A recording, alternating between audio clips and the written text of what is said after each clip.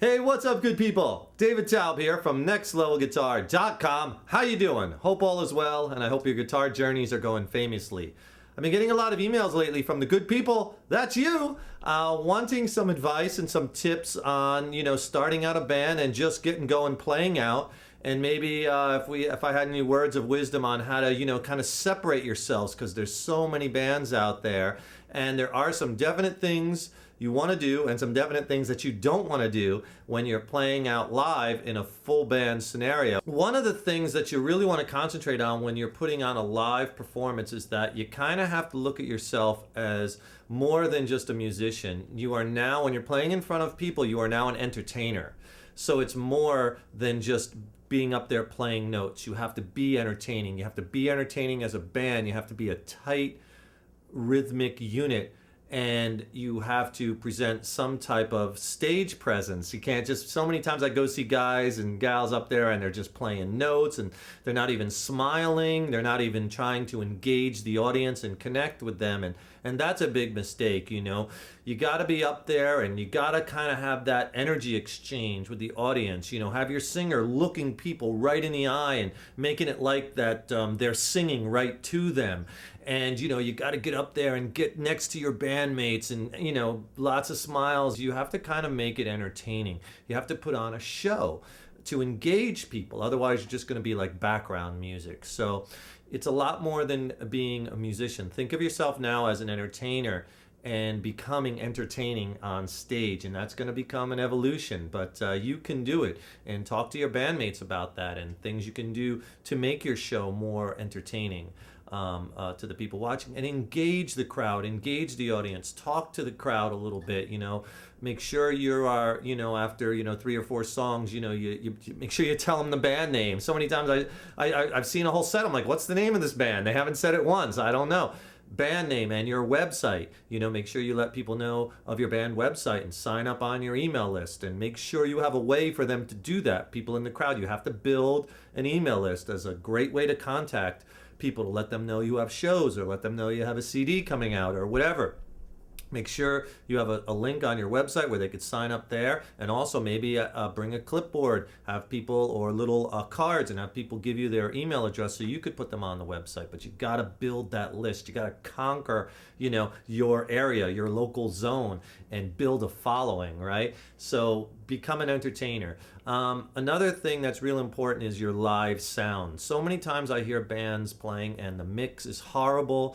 The vocals are muddy or they're buried. You got to have the vocals out front, clear, so people can hear the words. You got to have a good mix between the instruments and the drums, especially if you're miking everything. You got to have a good mix, so you got to have people out there in the audience either working for you or friends say, hey, walk around, tell me how the mix is. Is it too loud? Is it too soft? You don't want to be too loud to where people, the bartender, if you're playing at a club, can't hear the people ordering drinks what they want. That's a good way to piss off your local club owner. Make sure that it's not too loud, but loud enough that it has an energy. You have to have an energy on stage, an energy between the members. That stage presence, so important. So buy the best equipment that you can afford, especially when it comes to things like PA speakers and monitors and a good mixer. You're gonna make the money back. It'll pay for itself, but you gotta have a really good PA system and a good sound. If the venue doesn't have a house PA, you're gonna have to bring your own, but make sure you have a good one. Make sure you know how to use it, that you practice with it, or you hire a sound person to run it while you're playing, or you have a sound company. It makes such a big difference. You gotta have a good live sound with a good mix. A few absolute no-nos I think that you don't want to do when you're on stage is, one is no audible tuning. If you're a guitar player or a bass player, there's nothing worse between songs. You hear that da-da-da-da-da-da-da-da-da-da. You definitely have a tuner on stage, but get one with a kill, with a mute tune, so you could play and the audience doesn't hear that, or you could tune. You don't want to have, or you don't want to be up there playing riffs in between songs. Your show should be pretty polished and professional. No audible tuning, that's a real downer, as well as no long pauses between songs. That's the worst. You catch a good energy, man, and you're ripping it up. You get done with the song, you finish, big rock star finish, and then applause, and then it's cricket, cricket, cricket, cricket, while one of the guys is, drinking beers on the side or talking to the girl in the front row or whatever, and cricket, cricket, cricket, you know. No long pauses in between songs. You should go from one song to the next, and rehearse them that way. You know, rehearse your sets in the order that you're going to play them live. In the set list, rehearse them and time it. Make sure your sets are appropriate if you've got to play 3 or 4 sets, or if you're just doing one 35-minute set, but you want to have the timing right.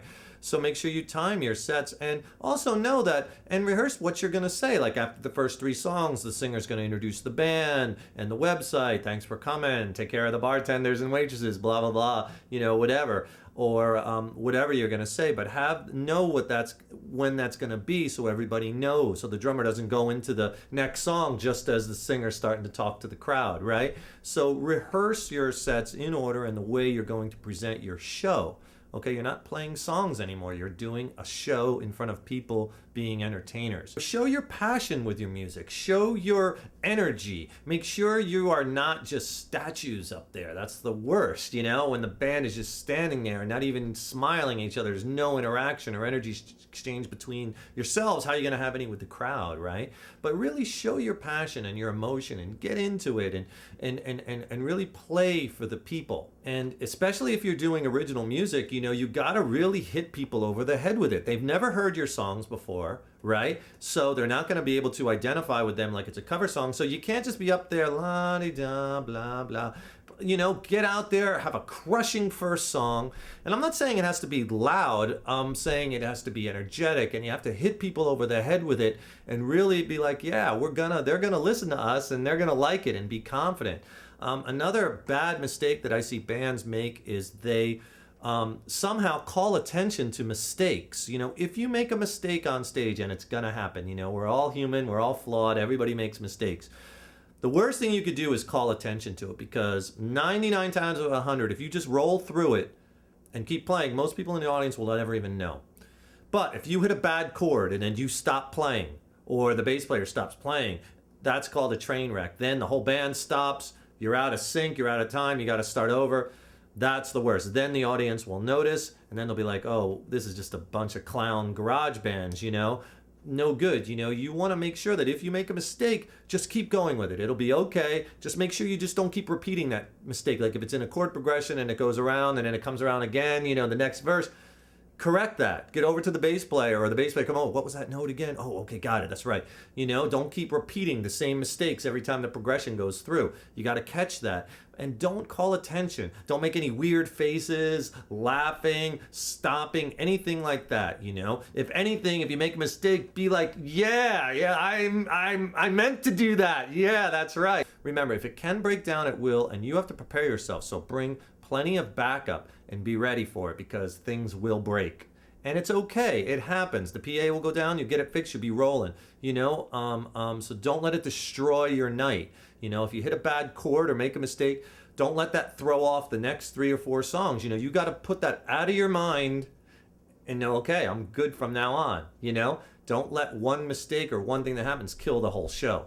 You know, get over it, because you're going to make mistakes, you know? But you'll get through it. The more you play, the more you keep doing live, the easier it'll get, the more polished your show will get, the better you'll be, the tighter the band will be, and you'll be rocking out. Another thing that you definitely want to try to do is end on a high note. You know, if you played a killer song and the place is going berserk, that song we killed, leave it at that. You know what I mean? Keep the people wanting more, and they will, and they'll come back and see you again. So remember, end on that high note with punch. And when you're up there, play with attitude and emotion and passion. Hit people over the head with it. Find ways to connect with people. To have people, you know, be like, wow, that's really cool. You know, one of the things I do at some of my shows is, even though it's old technology, I use a wireless, and I go out in some guitar solos and I go out into the crowd and play. Sometimes I go through one door and leave, go outside the bar and come back in another door in the club, or I'll go behind the bar and play, or I'll go right up to people all around. And I'll tell you, man, it's old technology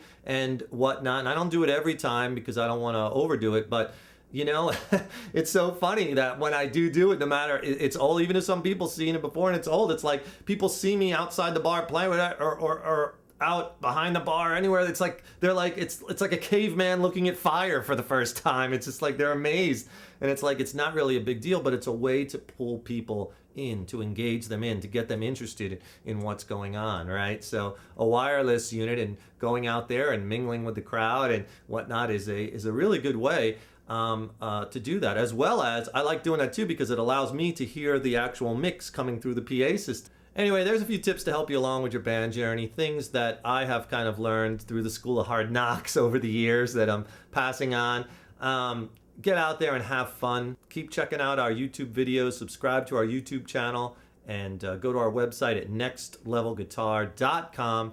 We have, over 600 videos, written lessons, jam tracks, all kinds of killer stuff. Check it out, and we'll see you soon. Rock on.